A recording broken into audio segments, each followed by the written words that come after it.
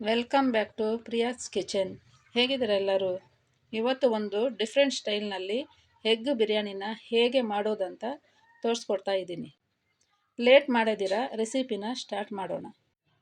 ಮೊದಲಿಗೆ ಒಂದು ಪಾತ್ರೆಯಲ್ಲಿ ಮೊಟ್ಟೆ ಮುಳುಗುವಷ್ಟು ನೀರು ಹಾಕಿ ಬೇಯಿಸ್ಲಿಕ್ಕೆ ಇಡೋಣ. ಆಮೇಲೆ ಇನ್ನೊಂದು ಪಾತ್ರೆಯಲ್ಲಿ ಎಣ್ಣೆ ಹಾಕಿಬಿಟ್ಟು 1 ಸ್ಪೂನು ಖಾರ ಪುಡಿ, ಅರ್ಧ ಸ್ಪೂನು ಅರಿಶಿನ ಪುಡಿ, ಉಪ್ಪು ಸ್ವಲ್ಪ ಹಾಕ್ಬಿಟ್ಟು ಬೇಯಿಸಿದ ಮೊಟ್ಟೆಯನ್ನು ಹಾಕಿ ಗೋಲ್ಡನ್ ಬ್ರೌನ್ ಬರೋ ತನಕ ಫ್ರೈ ಮಾಡೋಣ.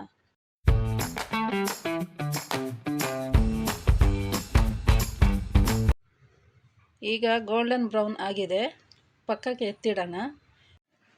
ನೆಕ್ಸ್ಟು ಒಂದು ಕುಕ್ಕರಿಗೆ 4 ರಿಂದ 5 ಚಮಚ ಎಣ್ಣೆ ಹಾಕಿ ಬಿಸಿ ಆದಮೇಲೆ ಅದಕ್ಕೆ 2 ಬಿರಿಯಾನಿ ಎಲೆ, ಚಕ್ಕೆ, ಲವಂಗ, ಸೋಂಪು, ಆಮೇಲೆ ಕಸೂರಿ ಮೇಥಿ ಅದೆಲ್ಲ ಹಾಕಿ ಸ್ವಲ್ಪ ಫ್ರೈ ಮಾಡೋಣ.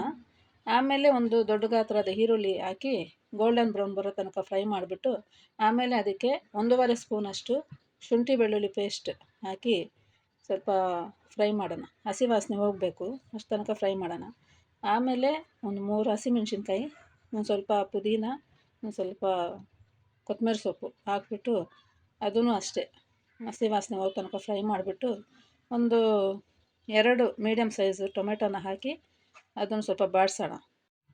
ನೆಕ್ಸ್ಟ್ 1/4 ಕಪ್ಪಷ್ಟು ಮೊಸರು, ಆಮೇಲೆ ಗರಂ ಮಸಾಲ, ಖಾರ ಪುಡಿ, ಧನಿಯಾ ಪುಡಿ, ಆಮೇಲೆ ಎಗ್ ಮಸಾಲ ಹಾಕ್ಬಿಟ್ಟು ಸ್ವಲ್ಪ ಚೆನ್ನಾಗಿ ಫ್ರೈ ಮಾಡಬೇಕು. ಫ್ರೈ ಆದಮೇಲೆ ಇವಾಗ ನಾನು 2 ಗ್ಲಾಸ್ ಅಕ್ಕಿ ತಗೊಂಡಿದ್ದೀನಿ. 2 ಗ್ಲಾಸ್ ಅಕ್ಕಿ ತಗೊಂಡಿದ್ದರಿಂದ ನಾನು 4 ಗ್ಲಾಸ್ ನೀರು ಹಾಕಿದ್ದೀನಿ. ನೀವು ಅಷ್ಟೇ 2 ಗ್ಲಾಸ್ ಅಕ್ಕಿ ತಗೊಂಡ್ರೆ 4 ಗ್ಲಾಸ್ ನೀರು ಹಾಕಿ.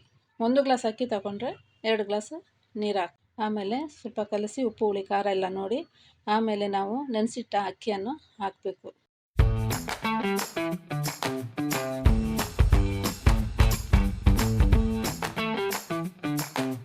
ಅದು ಹಾಕಿದ ಮೇಲೆ ಆಮೇಲೆ ನಾವು ಫ್ರೈ ಮಾಡಿಟ್ಟಿದ್ದ ಮೊಟ್ಟೆನ ಹಾಕಿ ಸ್ವಲ್ಪ ತಿರುಗಿಸ್ಬೇಕು. ಒಂದು ಸಲ ಜಾಸ್ತಿ ತಿರುಗಿಸ್ಬೇಡಿ, ಅದು ಮೊಟ್ಟೆಗಳು ಒಡೆದೋಗೋ ಚಾನ್ಸಸ್ ಇರುತ್ತೆ. ಹಾಗೆ ಕಲಿಸ್ಬಿಟ್ಟು ಕುಕ್ಕರ್ನ ಮುಚ್ಚಳನ ಮುಚ್ಚಿ 2 ವಿಸಿಲ್ ಬಿಡಬೇಕು. 2 ವಿಸಿಲ್ ಬಿಟ್ಟು ಪೂರ್ತಿ ಗ್ಯಾಸ್ ರಿಲೀಸ್ ಆದಮೇಲೆ ಅದರ ಮುಚ್ಚಳನ ನಾವು ಓಪನ್ ಮಾಡಬೇಕಾಗುತ್ತೆ. ನೋಡಿ, ಈಗ ಓಪನ್ ಮಾಡ್ತಾಯಿದ್ದೀನಿ.